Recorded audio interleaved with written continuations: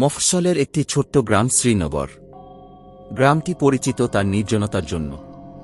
সেখানে এক পুরনো জমিদার বাড়ি রয়েছে, যার নাম নীলকুঠি। কথিত আছে, প্রতি পূর্ণিমার রাতে নীলকুঠির পাশ দিয়ে গেলে কেউ আর জীবিত ফেরে না।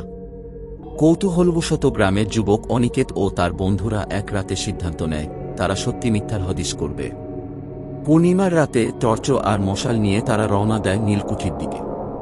বাড়ির সামনে পৌঁছে তারা দেখতে পায় একটি ভাঙা দরজা, যেখানে ধ্বংসস্তূপ পড়ে আছে। বাড়ির চারপাশে আগাছা আর ঝোপঝাড়। বন্ধুরা বলে, এ বাড়িতে প্রেতাত্মার বসবাস। অনিকেত মৃদু হেসে বলে, এগুলো সব ভয় দেখানোর গল্প। তারা বাড়ির ভেতরে ঢোকে। ভাঙা মেঝে, ঝুলন্ত ছাদ আর চারপাশে জলের স্যাঁতসেঁতে গন্ধ। হঠাৎ করে একটা কান্নার আওয়াজ ভেসে আসে। বন্ধুরা থমকে যায়। কে কে সেখানে? অনিকেত চিৎকার করে ওঠে, কিন্তু কোনো উত্তর মেলে না। তারা সাহস করে দোতলায় উঠে যায়।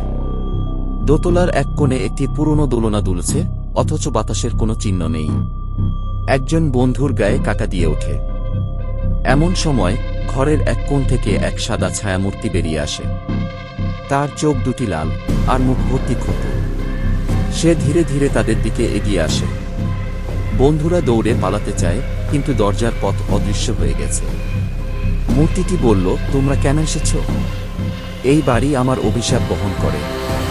আমি ছিলাম জমিদার বাড়ির কন্যা। লোভী লোকেরা আমাকে হত্যা করেছিল এই বাড়ি।